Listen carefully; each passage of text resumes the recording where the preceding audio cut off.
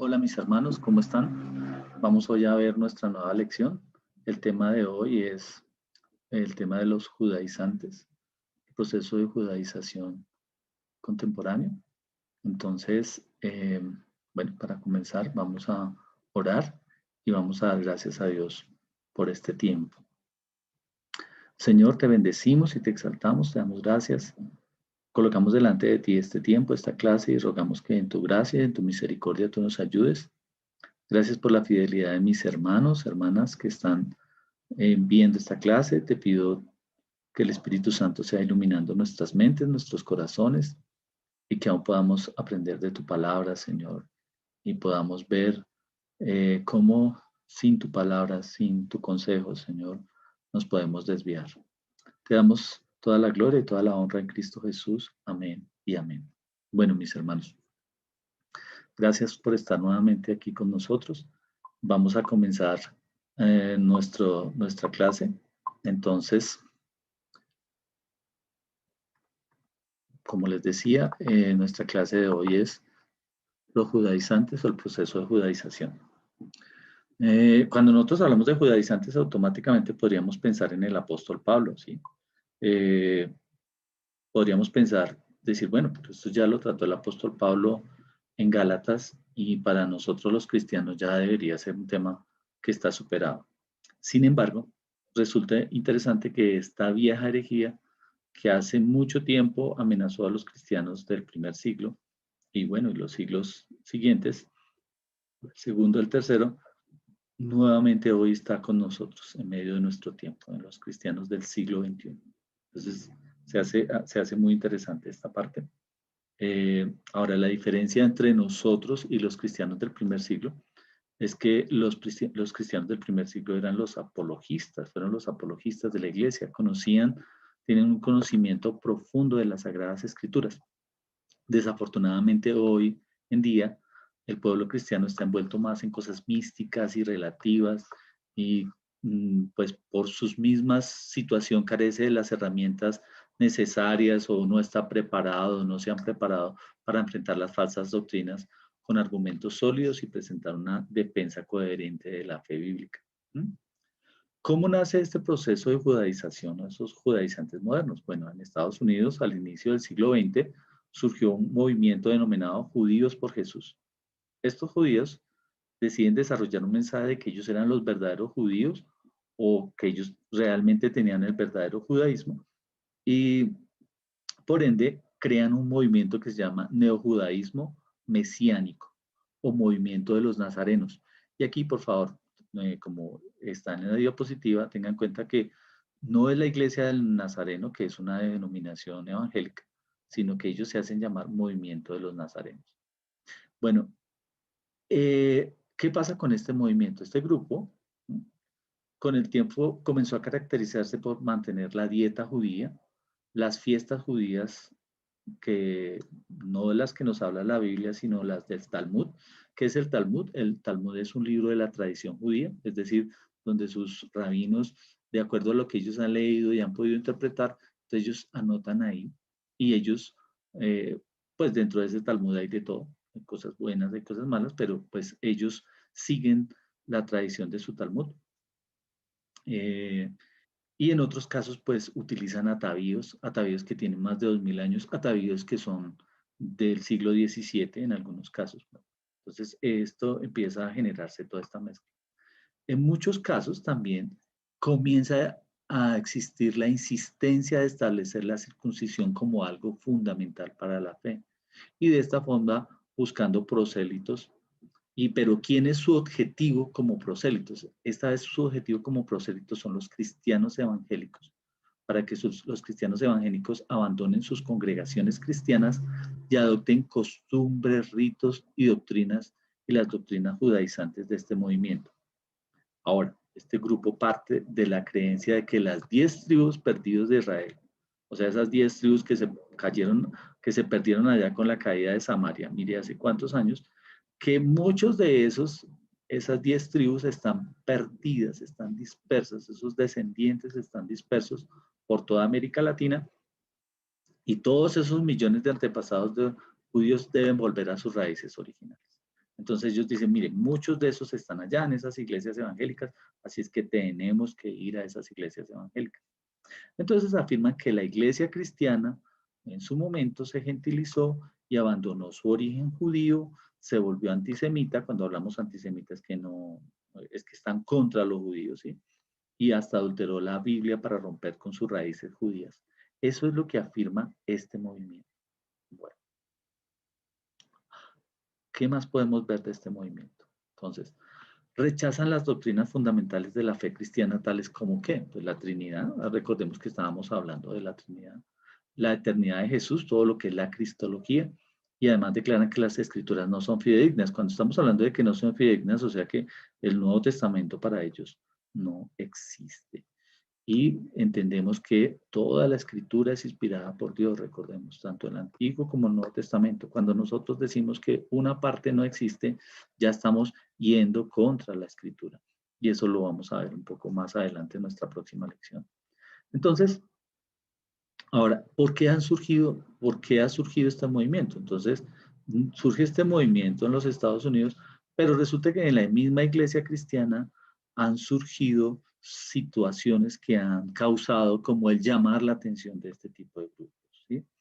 Hace unos años, entonces, se metió en la iglesia cristiana la moda de hacer danzas hebreas. Entonces, se cantaban canciones y se utilizaban danzas hebreas.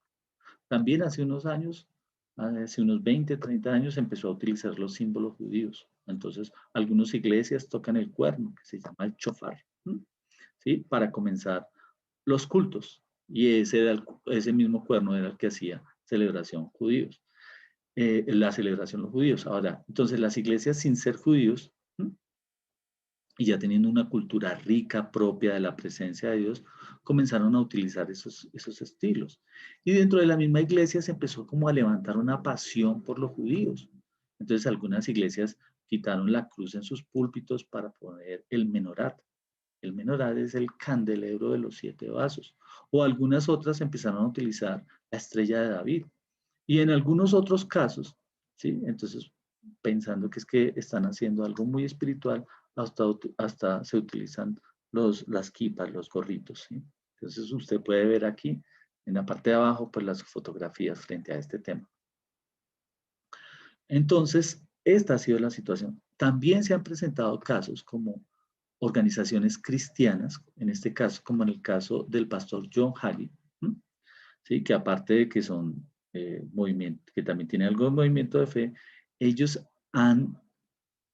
cerradamente han enseñado y han dicho que los judíos no se les debe predicar el evangelio porque los judíos tienen un pacto aparte para poder salvarse. Entonces, muchas iglesias cristianas, bueno, en este caso del señor Hagee, pero también hay iglesias que dicen, no, mire, lo que pasa es que la iglesia tiene un pacto de gracia, entonces todos tenemos que creer en Cristo y porque vamos a ser salvos.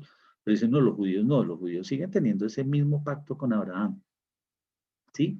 Y entonces han exaltado a los judíos de tal forma de que los judíos es como si fueran algo completamente aparte, algo supremamente especial. O sea, es como si el pueblo de Dios realmente, el verdadero pueblo de Dios fueran los israelitas y no la iglesia.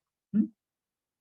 Y es más, como la organización del señor Hagee, han llegado a afirmar que que el Estado de Israel hay que apoyarlo independientemente de que el Estado de Israel haga cosas malas, ¿sí?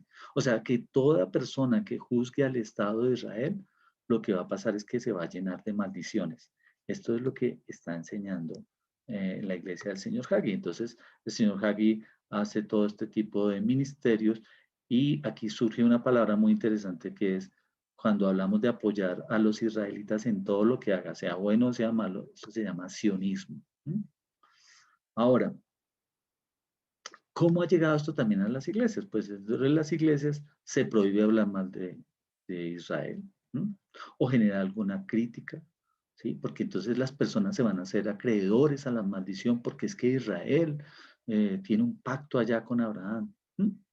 Y entonces se produce un fenómeno muy particular que en algunas iglesias muchas personas entonces han querido empezar a buscar atrás en sus antepasados para cambiarse el nombre, para cambiarse el apellido, como si esto fuera algo muy espiritual, ¿no? Entonces, o utilizar todos estos símbolos judíos como estábamos viendo, como si esto fuera muy espiritual, o sea, esa religiosidad de llevar y pensar que si se hace algo como Israel, entonces que se es más espiritual.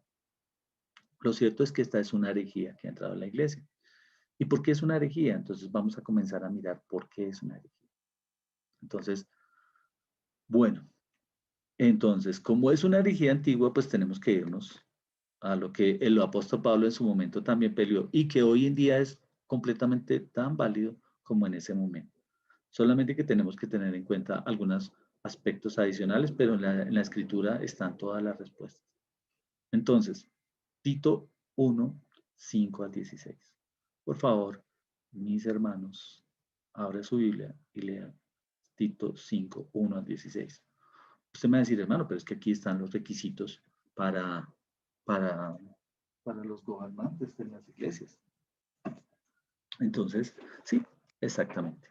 Entonces, Pablo establece los requisitos de los ancianos en las iglesias. Entonces, él dice, mire, el que quiera ser anciano de la iglesia tiene que tener las siguientes condiciones. ¿Sí? ¿Y qué pasa cuando él dice esto? Que realmente era porque habían otras condiciones adicionales. Y es lo que quiero que por favor nos miremos. Dice que en ese momento habían hombres rebeldes, hombres charlatanes, hombres buscadores de ganancias deshonestas. Mire que esto no pasa en nuestros días, esto no es algo que esté pasando en nuestra época, ¿no? Hay engañadores y dice que especialmente los de la circuncisión. O sea, no me quiero centrar en los otros, sino me quiero centrar en este párrafo que lo dice la escritura cuando usted vea ya Tito capítulo 1, versos 5 a 16. Entonces dice que especialmente los de la circuncisión. Y sigue hablando, malas bestias, glotones, ociosos que profesaban conocer a Dios, pero que sus hechos lo negaban y por tanto los considera inútiles y reprobados para la obra del Señor. ¿Qué hacen estos personajes? Que trastornando casas enteras, hacían que fábulas judaicas. ¿Mm? Entonces esta es la expresión que utilizaba el apóstol Pablo con sus fábulas judaicas. ¿Qué es lo que buscan estos grupos judaizantes? Lo primero que te van a comenzar a decir es que la comida, entonces, que bueno, entonces siempre el pobre cerdo está ahí en la mitad, el pobre marranito. Entonces, pero no solamente eso, sino que los judíos tienen una dieta especial y entonces ellos pretenden, cuando ingresan a la iglesia, lo primero que pretenden es como ir colocando las dietas, ¿sí? Entonces, el apóstol Pablo y el Señor Jesucristo nos hablaron de que todos los alimentos son limpios. Por favor, miremos Marcos capítulo 7, del 14 al 23. Entonces, cuando usted mira Marcos capítulo 7, del 14 al 23, quiero que por favor usted haga énfasis, y aquí le estoy diciendo, en el versículo 19. Entonces, el versículo 19 dice así, porque no en, bueno, él les dijo, ¿también vosotros estabais así sin entendimiento? ¿No entendéis que de todo lo de fuera que entra en el hombre no le puede contaminar? Porque no entra en su corazón, sino en el vientre, y sale en la letrina. Esto decía haciendo limpios todos los alimentos. Cuando usted, bueno, por favor, el contexto del capítulo le pido que lo lea. El Señor estaba hablando que no es porque usted coma marrano o porque se coma cierto tipo de animales, que eso es lo que le contamina a usted. Lo que lo contamina a usted es lo que está en el corazón, ¿no? Porque lo que entra al vientre del Señor mismo lo está diciendo, después se expulsa por la letrina. Yo creo que es bastante gráfico lo que el Señor nos dice ahí. Entonces, por tanto, no se debe juzgar en temas de comidas y bebidas. Esa es la primera situación que debemos tener frente al proceso de judaizante. En Romanos capítulo 14, verso 14, por favor, mi hermano, acompáñeme yo en esta, pero por favor que usted lo mire conmigo, Romanos 14, versos 14, el apóstol Pablo presenta toda la visión cristiana para los alimentos. Recordemos que el capítulo 14 nos está enseñando sobre los débiles en la fe, ¿sí? Y versículo 14 dice, yo sé y confío en el Señor Jesús que nada que nada es inmundo en sí mismo, hablando de los alimentos, mas para el que piensa que algo es inmundo, para él lo es. Entonces, aquí lo que está diciendo el apóstol, un judío que fue rabino, que conoció al Señor Jesucristo, está diciendo, mire, nada, absolutamente nada. Ahora, ¿por qué hablamos de esto? Y seguramente que lo vamos a ver un poquito más adelante. Porque en la tradición judía, por ejemplo, en el Éxodo, cuando Dios dio las leyes, cuando Dios dio los 10 mandamientos, era algo muy claro. Una de las especificaciones que Dios puso es que cuando se estaba cocinando un cabrito, cuando se iba a hacer alguna celebración, la única cosa que el Señor pedía era que el cabrito no fuera a cocinarse en la leche de su madre. Era, era algo que para los judíos era entendible. Se está preparando el cabrito, no lo cocine en la leche de su madre. ¿Sí? Era como algo que el Señor está diciendo, no haga ese tipo de abominación. Como les comentaba en el Talmud, entonces en el Talmud alguien dijo, uy, no, ¿eso qué quiere decir? Que cada vez que se coma carne, no se puede comer lácteo. Entonces, si hoy lo pusiéramos en palabras modernas, o sea, una hamburguesa no se la podría comer una persona, porque es judío, un judío. ¿Por qué? Porque tiene carne y tiene lácteo, o sea, tiene carne y tiene queso. Pero el Señor no estaba diciendo eso. El Señor lo que estaba específicamente diciendo que el cabrito no lo fueran a cocinar en la leche de su madre. Entonces, mire hasta dónde llegó el proceso de judaización, de que ellos cogieron y cambiaron toda la palabra de Dios y han puesto lo del Talmud. Ahora, lo más triste es que ese tipo de cosas han empezado a llegar a algunas iglesias y las han permeado. Entonces las personas comienzan a pensar que por hacer este tipo de cosas ellos se vuelven más espirituales y que de por sí son espirituales. Pero lo cierto es que no. Lo cierto es que no. Sí, entonces ese es un punto que el apóstol Pablo, el Señor Jesucristo nos está diciendo, mire, todos los alimentos son limpios. Todos los alimentos usted se los puede comer. Claro, hay cosas aquí que nosotros no lo comemos por nuestra cultura, porque a nosotros nos parece malo. Y por eso el apóstol ahí en Romanos 14 nos está diciendo, pues para usted comerse un perro es malo, pues no se lo coma porque para usted es algo inmundo. ¿Mm? Lo mismo que para otros, ¿sí? Pues si se comen, no sé, una hormiga, pues para ellos les va a parecer algo que eso no es. Pero lo cierto es que el Señor está diciendo que todos los alimentos son puros. Nosotros no podemos poner, eh, eh, poner esa ley antigua ceremonial, que pues seguramente que si quieren la podemos mirar en nuestra reunión, pero no la podemos poner como algo que nos va a nosotros a aportar santidad o nos va a hacer algo cuando realmente el Señor está hablando que todos los alimentos son limpios, ¿sí? Y son porque el Señor los hizo. Ahora, en Colosenses capítulo 2, versos 16 al 23, Pablo enseña que el que realmente se comprometa con Jesús, versículo 19, que el que realmente quiere crecer espiritualmente tiene que asirse de la cabeza de la iglesia, que quién es Cristo, y que a través de asirse de esa cabeza va a irse nutriendo y va a ir creciendo en Dios. Pero hay gente que quiere dejar de seguir a Jesús y erradamente cree que crecer espiritualmente es llevar dietas de comida o de bebida, o guardar ciertos días de reposo, o guardar el sábado. Entonces aquí tenemos otro tema, hago un paréntesis en cuanto al sábado. Hermano, el sabbat era el día que Dios instituyó para los judíos en el Antiguo Testamento.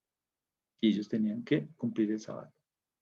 Para nosotros la iglesia, para nosotros la iglesia no es el sábado. El Señor resucitó el primer día de la semana. El primer día de la semana es el domingo. La iglesia se empezó a reunir el primer día de la semana. El Señor instituyó el primer día de la semana como el día en que la iglesia se congrega. El apóstol Pablo, como lo vamos a ver más adelante, también decía que esperáramos para que en el día que nos congregáramos, o sea, en el primer día de la semana, pudiéramos traer nuestras ofrendas, pudiéramos dar de lo que Dios nos había prosperado. Entonces, históricamente y bíblicamente, el Señor instituye el domingo.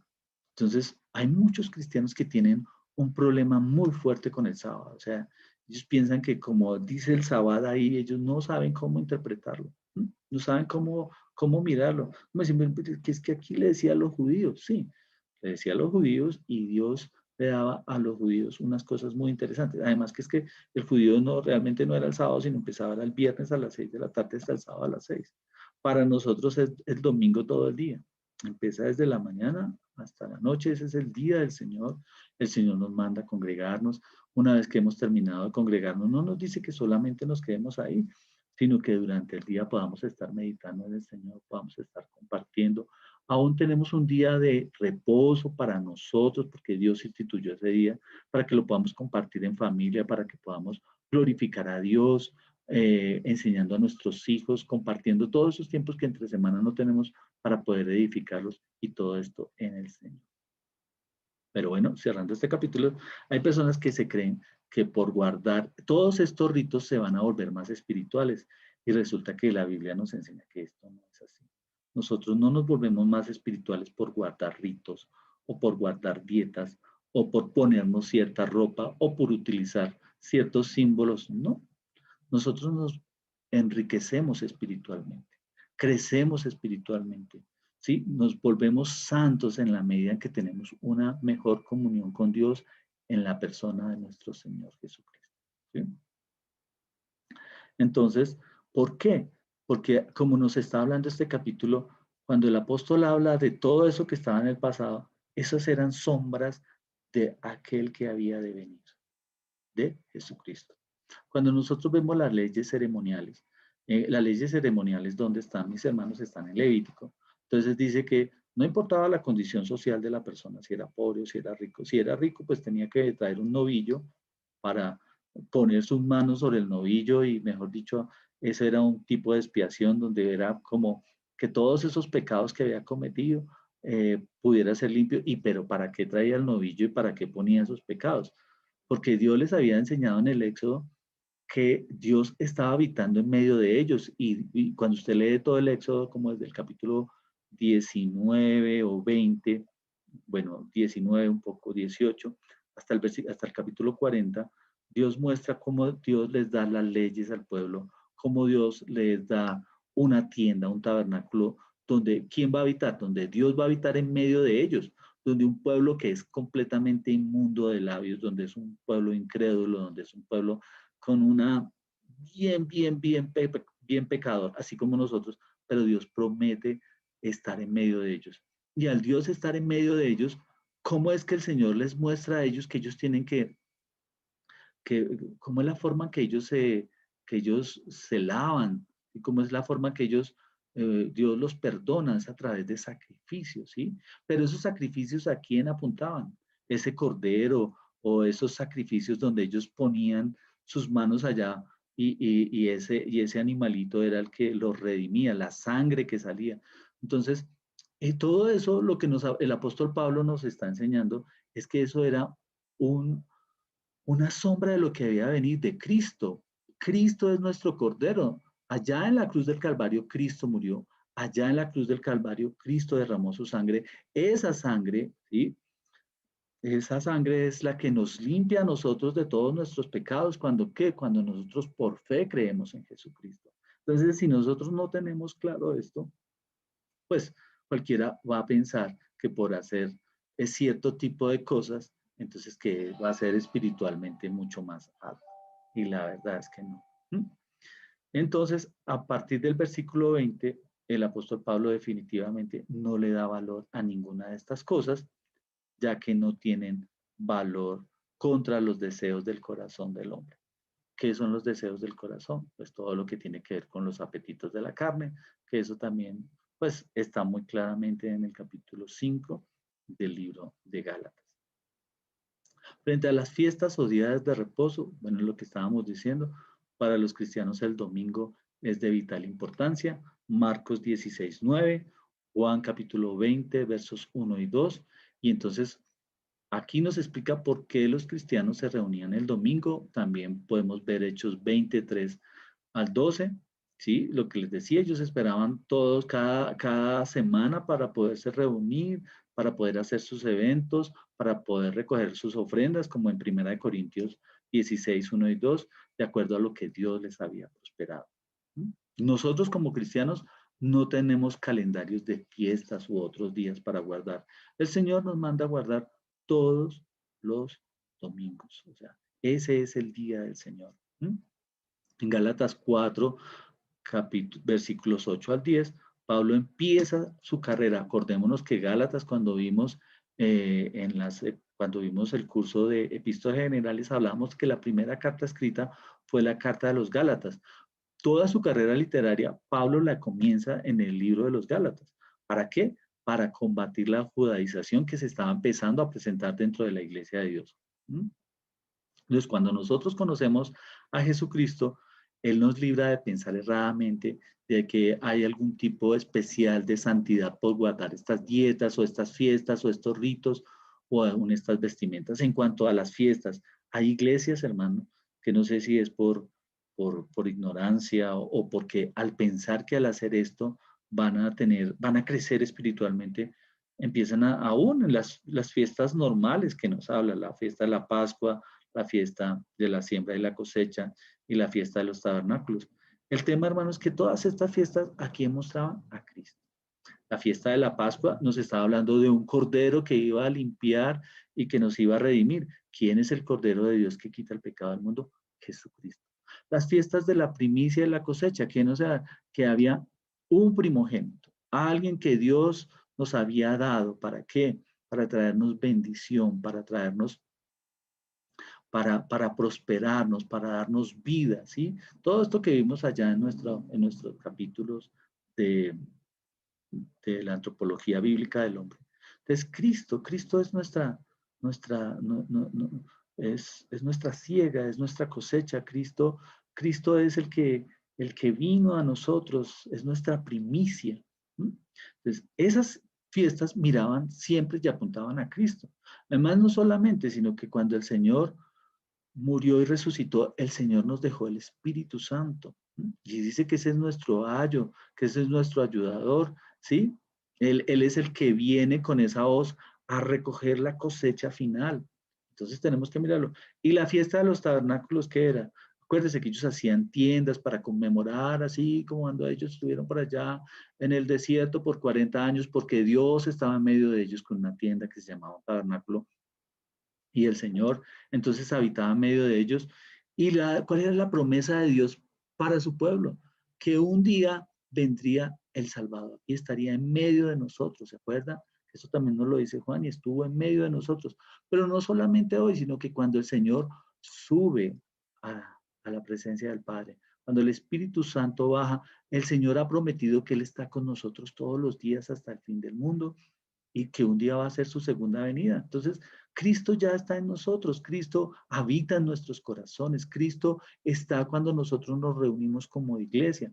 Entonces, cuando nosotros pretendemos hacer este tipo de fiestas, realmente lo que estamos haciendo es que la obra de Cristo no está clara en nuestro corazón.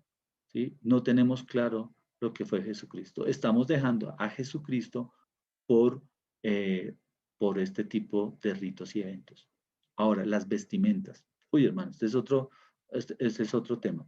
Entonces, en el siglo XVII, algunos judíos que estaban por allá en Europa se fueron para lo que hoy en día es Israel y ellos empezaron a utilizar barbitas acá y empezaron a utilizar unos sombreritos acá que le llaman las kipas y ellos empezaron a moverse así y con sus barbas y sus sombreros y allá en el Muro de los Lamentos y entonces eso se ha cogido como una costumbre. Entonces, en algunas iglesias cuando usted va, la gente ora de esa misma forma y se mueve de esa misma forma. Y resulta que, hermano, estas vestimentas, primero no tienen nada que ver con el Señor. Y lo segundo, es todas esas formas de gorros, de kipas, de sombreros, de bufandas, no tienen nada que ver con una genuina santidad de Dios. Recordemos cuando mirábamos por allá Isaías 6, que la santidad de Dios no depende de eso.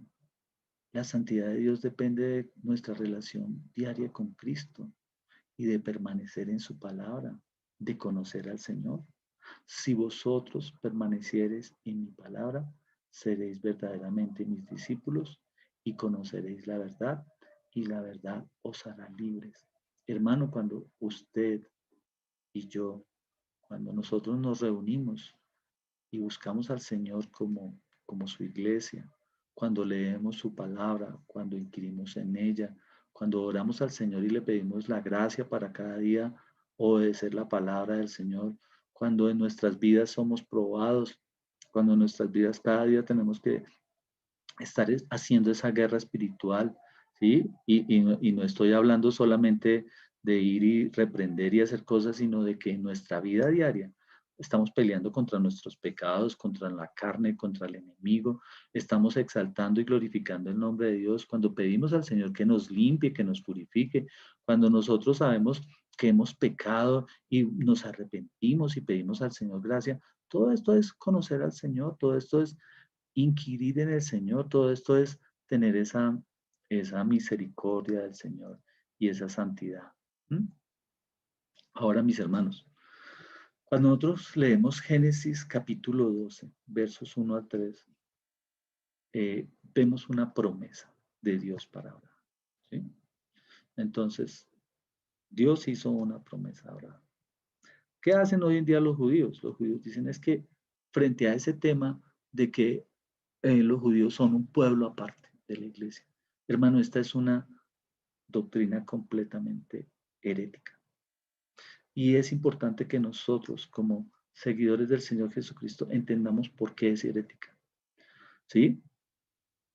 Muchos toman este pasaje, como les decía, para que no se critique al Estado de Israel o a los judíos. Los judíos también hacen cosas malas, hermano. Miren, hermanos, los judíos, por ejemplo, y es un tema que vamos a ver en 2 clases más adelante, los judíos volvieron a Tel Aviv como la capital mundial del homosexualismo.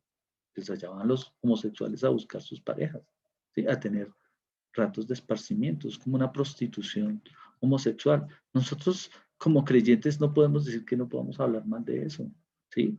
Porque es que el Señor siempre que tenía que juzgar a Israel y decirle algo por su pecado, mandó profetas, mandó maestros, el mismo Señor Jesucristo caminó en medio de ellos y siempre estuvo denunciando su pecado y llamándolos al arrepentimiento.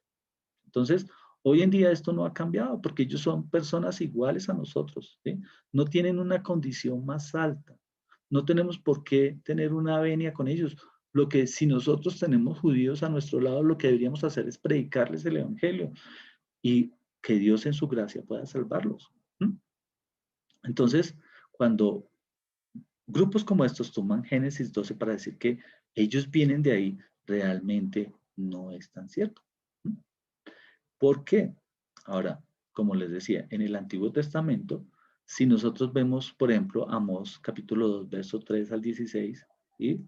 Si nosotros vemos libros como Isaías, Jeremías y Oseas, entonces pues seguramente que todos estos profetas estarían en maldición por haberles dicho a ellos cuáles eran los pecados en los que ellos estaban cayendo. Entonces no podemos caer en esta mentira. Entonces, la pregunta frente a los judaizantes es, ¿cuál es el verdadero pueblo de Dios? Y la respuesta la encontramos en la Biblia. Gálatas capítulo 3, verso 16. Dice así, ahora bien, a Abraham fueron hechas las promesas y a su simiente.